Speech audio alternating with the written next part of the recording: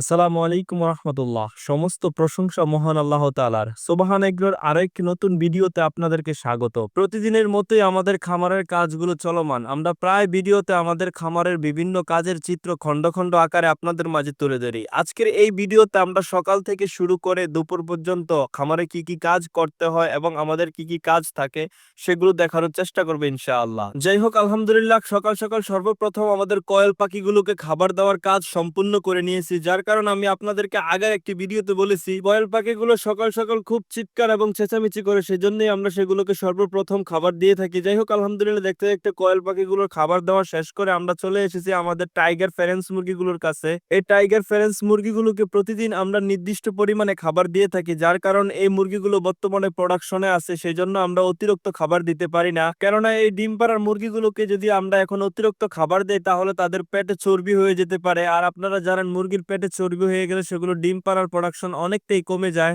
যাই হোক, আলহামদুলিল্লাহ, দেখতে দেখতে আমরা টাইগার ফেরেন্স মুরগিগুলোকে খাবার দেওয়ার কাজ সম্পূর্ণ করে চলে এসেছি আমাদের ব্রয়লার ফেরেন্স মুরগিগুলোর কাছে। আপনারা অনেকেই হয়তো ভিডিও দেখে বুঝতে পেরে গেছেন আমাদের ব্রয়লার ফেরেন্স মুরগিগুলোকে নতুন জায়গায় শিফট করা হয়েছে। কেননা আগে আমাদের ব্রয়লার ফেরেন্স মুরগিগুলো অন্য একটা শেডে ছিল। মূলত এই ব্রয়লার ফেরেন্স মুরগিগুলোকে সেখান থেকে সরিয়ে নেওয়ার একটা কারণ আছে। যার কারণ হলো আগে যে শেডটিতে এই মুরগিগুলো ছিল সেই শেডটায় মুরগিগুলোর তুলনা অনেক বড় ছিল। মুরগির তুলনায় যদি শেড বেশি বড় হয়ে যায় তাহলে মুরগির প্রচন্ড ঠান্ডা লাগে, সেজন্যই আমরা মুরগিগুলোকে সেখান থেকে সরিয়ে নিয়ে এসেছি। আরেকটা কারণ ছিল পুরনো শেডটা অনেক নোংরা হয়ে গেছিল। শেড বড় হওয়ার কারণে আমাদের দুই একদিন পর পর সেটা ক্লিন করা সম্ভব হয়ে উঠতেছিল না। সেজন্য আমরা চিন্তা করলাম আমাদের পাশেই থাকা গরুর শেডটা যেহেতু বর্তমানে খালি পড়ে আছে, যার কারণে এখন আমাদের কাছে অত বেশি গরু নেই, তাই আমরা ভাবলাম এখানে মুরগিগুলোকে শিফট করে দিতে পারি। বিশেষ করে এই মুরগিগুলোর জন্য এই জায়গাটা আরো বেশি উপযোগী। যার কারণ হচ্ছে গরুর নাইন্ডার জন্য যে খোপ খোপ করে দেওয়া হয়েছিল সেখানে মুরগিগুলো খুব সুন্দর করে ডিম পাড়ার কাজটা সম্পূর্ণ করতে পারতেছিল।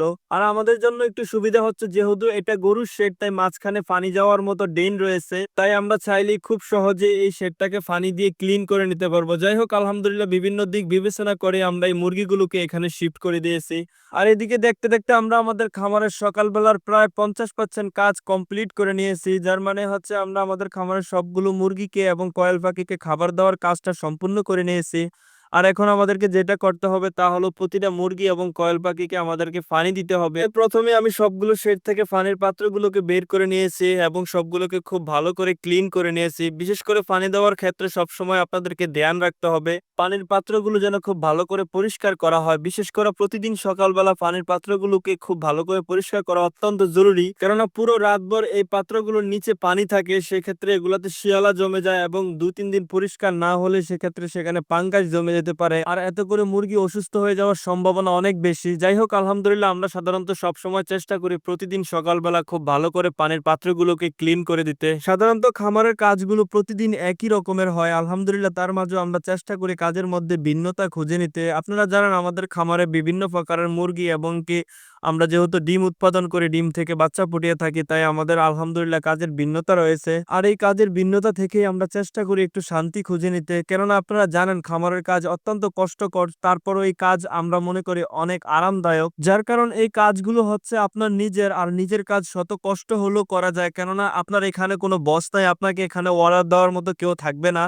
আপনি নিজের মতো করে আপনি চাইলে কাজ করতে পারবেন। সর্বশেষ একটাই কথা বলবো, যত দুঃখ আর কষ্টই হোক না কেন নিজের কাজে আপনি যে স্বাধীনতা পাবেন সেটা পৃথিবীর আর কোথাও পাবেন না। বিশেষ করে আপনি যখন অন্যের চাকরি করবেন তখন আপনার সময়, সুখ আর স্বাধীনতা তিনটেই অন্যের কাছে বিক্রি করে দিতে হবে 1 মাসের স্যালারির বিনিময়। যাই হোক, আলহামদুলিল্লাহ, সেজন্য আমরা মনে করি সেই মানসিক যন্ত্রণা থেকে নিজের কাজ করা অনেক ভালো। আর ইতিমধ্যে দেখতে দেখতে আমরা আমাদের খামারের মুরগিগুলোকে পানি এবং খাবার দেওয়ার কাজ প্রায় সম্পূর্ণ করে নিয়েছি। তো এই ছিল আজ সকাল থেকে শুরু করে দুপুর পর্যন্ত খামারের কাজের কিছু দৃশ্য, যেগুলো আমরা খন্ড খন্ড চিত্র আকারে আপনাদেরকে দেখানোর চেষ্টা করেছি। আজ এ পর্যন্তই। আশা করি আমাদের ভিডিওগুলো আপনাদের কাছে ভালো লাগবে। কথা হবে আগামী ভিডিওতে অন্য কোনো বিষয় নিয়ে। সে পর্যন্ত আল্লাহ আপনাকে ভালো রাখুক। আমাদের জন্য দোয়া করবেন, আল্লাহ তাআলা যেন আমাদের ব্যবসা বারাকা দান করে। আসসালামু আলাইকুম রহমতুল্লাহ।